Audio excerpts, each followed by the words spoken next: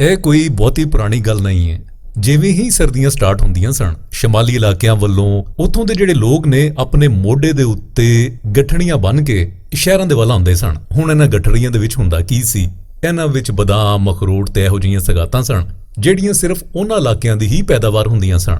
ਅਖਰੋਟ, ਪਿਸਤਾ, ਬਦਾਮ, ਚਲਗੋਜ਼ੇ ਤੇ ਇਸ ਤੋਂ ਅੱਡ ਸਲਾਜੀ ਤੇ ਹੋਰ ਬਹੁਤ ਸਾਰੀਆਂ ਜੜੀ ਬੂਟੀਆਂ ਹੁੰਦੀਆਂ ਸਨ। ਇਹਨਾਂ ਸਾਰੀਆਂ ਸ਼ੈਵਾਂ ਦੇ ਬਾਰੇ ਦੇ ਵਿੱਚ ਤੇ ਖਾਸ ਤੌਰ ਦੇ ਉੱਤੇ ਸਲਾਜੀਤ ਦੇ ਬਾਰੇ ਦੇ ਵਿੱਚ ਬੜੀਆਂ ਕਹਾਣੀਆਂ ਮਸ਼ਹੂਰ ਹੁੰਦੀਆਂ ਸਨ। ਹੁਣ ਇਹ ਸਿਰਫ ਕਹਾਣੀਆਂ ਹੀ ਸੀ ਕਿ ਇਹਦੇ ਵਿੱਚ ਕੋਈ ਹਕੀਕਤ ਵੀ ਸੀ? ਇਹਦੇ ਬਾਰੇ ਦੇ ਵਿੱਚ ਅਸੀਂ ਤੁਹਾਨੂੰ ਜਾਣਕਾਰੀ ਦਵਾਂਗੇ। ਸਲਾਜੀਤ ਜਿਹੜੀ ਹੈ ਉਹਦੇ ਬਾਰੇ ਬੜੀ ਅਜੀਬੋ-ਗਰੀਬ ਰਵਾਇਤ ਮਸ਼ਹੂਰ ਨੇ। ਇਹਦੇ ਬਾਰੇ ਆਖਿਆ ਜਾਂਦਾ ਹੈ ਕਿ ਇੱਕ ਪਹਾੜੀ ਸਗਾਤ ਹੈ ਤੇ ਮਰਦਾਂ ਦੀ ਤਾਕਤ ਲਈ ਇਹ ਬੜੀ ਮਫੀਦ ਹੈ। ਐਸੇ ਲਈ ਜਿਹੜੇ ਮਰਦ ਨੇ ਉਹ ਬਹੁਤ ਇਹਦੇ ਪਿੱਛੇ ਪੈਂਦੇ ਨੇ। ਪੁਰਾਣੇ ਵਕਤਾਂ ਅੰਦਰ ਜਿਹੜੇ ਵੱਡੇ ਬਾਦਸ਼ਾਹ ਸਨ, ਰਾਜੇ, ਮਹਾਰਾਜੇ, ਨਵਾਬ, ਉਹਨਾਂ ਦੇ ਹਕੀਮ ਇਹਨਾਂ ਸਲਾਜੀਤ ਦੇ ਨਾਲ ਬਣੇ ਹੋਏ ਨੁਸਖੇ ਉਹਨਾਂ ਨੂੰ ਇਸਤੇਮਾਲ ਕਰਾਉਂਦੇ ਸਨ। ਇਹ ਹੁਣ ਵੱਖਰੀ ਗੱਲ ਹੈ ਕਿ ਉਹਨਾਂ ਦੇ ਵਿੱਚੋਂ ਬਹੁਤ ਸਾਰੇ ਲੋਕ ਗੁਰਦਿਆਂ ਦੇ ਮਰਜ਼ ਦੇ ਵਿੱਚ ਮੁਬਤਲਾ ਹੋ ਗਏ। ਹੁਣ ਪਾਕਿਸਤਾਨ ਤੇ ਇੰਡੀਆ ਦੇ ਵਿੱਚ ਬਹੁਤ ਸਾਰੀਆਂ ਫਾਰਮੇਸੀਆਂ, ਦਵਾਖਾਨੇ ਜਿਹੜੇ ਨੇ ਉਹ ਸਲਾਜੀਤ ਦੇ ਨਾਲ ਤਿਆਰ ਕੀਤੀਆਂ ਹੋਈਆਂ ਦਵਾਵਾਂ ਜਿਹੜੀਆਂ ਨੇ ਉਹ ਵੱਡੇ ਦਾਅਵਿਆਂ ਦੇ ਨਾਲ ਵੇਚਦੇ ਨੇ। ਹੁਣ ਅੱਜ ਦੇ ਦੌਰ ਦੇ ਵਿੱਚ ਜਿੱਥੇ 1 ਕਿਲੋ ਦੁੱਧ ਵੀ ਜਿਹੜਾ ਉਹ ਖਾਲਸ ਨਹੀਂ ਲੱਭਦਾ, ਉੱਥੇ ਕਿਸੇ ਕੀਮਤੀ ਸ਼ੈ ਦਾ ਖਾਲਸ ਲੱਭਣਾ ਬੜੀ ਹੀ ਔਖੀ ਗੱਲ ਹੈ।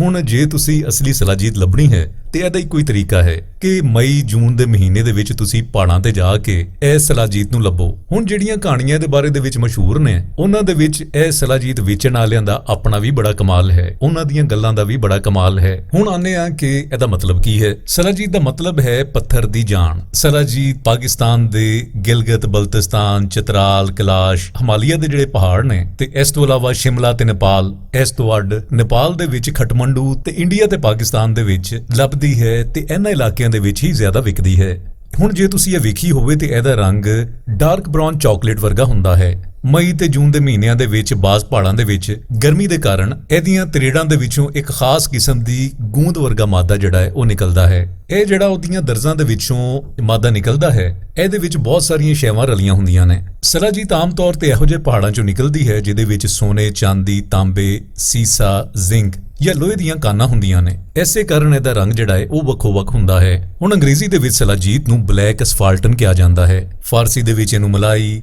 ਮੋਮੀਆਈ, ਹਿੰਦੀ ਦੇ ਵਿੱਚ ਸ਼ਲਾਜੀਤ, ਉਰਦੂ ਦੇ ਵਿੱਚ ਸਲਾਜੀਤ ਆਖਿਆ ਜਾਂਦਾ ਹੈ। ਸਲਾਜੀਤ ਦਾ ਮਿਜ਼ਾਜ ਜਿਹੜਾ ਹੈ ਉਹ ਗਰਮ ਤੇ ਖੁਸ਼ਕ ਹੈ। ਇਹਦੇ ਬਾਰੇ ਆਖਿਆ ਜਾਂਦਾ ਹੈ ਕਿ ਜੇ ਕਿਸੇ ਨੇ ਇਸਤੇਮਾਲ ਕਰਨੀ ਹੋਵੇ ਤੇ ਕਣਕ ਦੇ ਇੱਕ ਦਾਣੇ ਦੇ ਬਰਾਬਰ ਇਹਨੂੰ ਇਸਤੇਮਾਲ ਕੀਤਾ ਜਾ ਸਕਦਾ ਹੈ। ਕਿਉਂਕਿ ਜੇ ਪਾਕਿਸਤਾਨ ਦੇ ਇਲਾਕੇ ਚਤਰਾਲ ਦੇ ਵਿੱਚੋਂ ਵੀ ਇਹ ਨਿਕਲਦੀ ਹੈ ਤੇ ਚਤਰਾਲ ਦੇ ਵਿੱਚ ਇਹਨੂੰ ਆਸ਼ਰੂ ਆਖਿਆ ਜਾਂਦਾ ਹੈ। ਆਸ਼ਰੂ ਦਾ ਮਤਲਬ ਹੈ ਅਥਰੂ, ਯਾਨੀ ਇਹਨੂੰ ਪਹਾੜ ਦੇ ਅਥਰੂ ਵੀ ਆਖਿਆ ਜਾਂਦਾ ਹੈ। ਜਿਹੜੇ ਯੂਨਾਨੀ ਤਬੀਬ ਹਨ ਉਹਨਾਂ ਨੇ ਆਪਣੀਆਂ ਕਿਤਾਬਾਂ ਦੇ ਵਿੱਚ ਇਹਦੇ ਬੜੇ ਫਾਇਦੇ ਲਿਖੇ ਨੇ। ਹੱਡੀਆਂ ਦੀ ਕਮਜ਼ੋਰੀ ਹੋ ਗਈ, ਜਿਸ ਤਰ੍ਹਾਂ ਜਿਸਮ ਦੇ ਵਿੱਚ ਕਮਜ਼ੋਰੀ ਹੋ ਗਈ, ਸ਼ਿਆਟਿਕਾ ਹੋ ਗਿਆ ਤੇ ਪੱਠਿਆਂ ਦੇ ਖਿਚਾਓ ਹੋ ਗਏ, ਇਹਨਾਂ ਨੂੰ ਇਹ ਸ਼ੈ ਦੂਰ ਕਰਦੀ ਹੈ। ਹੁਣ ਵਾਕਈ ਇਹ ਇਹਨਾਂ ਸ਼ੈਵਾਂ ਵਾਸਤੇ ਮੁਫੀਦ ਹੈ ਜਾਂ ਨਹੀਂ, ਇਹ ਤੋਂ ਪਹਿਲਾਂ ਇਹ ਜਾਣਨਾ ਜ਼ਰੂਰੀ ਹੈ ਕਿ ਜਿਹੜੀ ਸ਼ੈ ਤੁਸੀਂ ਸਲਾਜੀਤ ਸਮਝ ਕੇ ਇਸਤੇਮਾਲ ਕਰ ਰਹੇ ਹੋ ਉਹ ਅਸਲੀ ਹੈ ਵੀ ਕਿ ਨਹੀਂ। ਤੇ ਜੇ ਮੁਕੱਦਰਾਂ ਦੇ ਨਾਲ ਤੁਹਾਨੂੰ ਅਸਲੀ ਲੱਭ ਜਾਵੇ ਤੇ ਨਾਲੇ ਤੁਸੀਂ ਬਲੱਡ ਪ੍ਰੈਸ਼ਰ ਦੇ ਮਰੀਜ਼ ਜੇ ਤੇ ਫਿਰ ਇਹਨੂੰ ਇਸਤੇਮਾਲ ਕਰਨ ਦੇ ਵਿੱਚ ਥੋੜੀ ਜਿਹੀ ਇhtiyat ਕਰੋ, ਕਿਉਂਕਿ ਇਹਦੇ ਨਾਲ ਤੁਹਾਡਾ BP ਮਜ਼ੀਦ ਸ਼ੂਟ ਕਰ ਸਕਦਾ ਹੈ। ਐਸੀ ਸਾਡੀ ਨਿੱਕੀ ਜਿਹੀ ਵੀਡੀਓ ਸਲਾਜੀਤ ਦੇ ਬਾਰੇ। ਉਮੀਦ ਕਰਦੇ ਹਾਂ ਕਿ ਤੁਹਾਨੂੰ ਪਸੰਦ ਆਈ ਹੋਵੇਗੀ।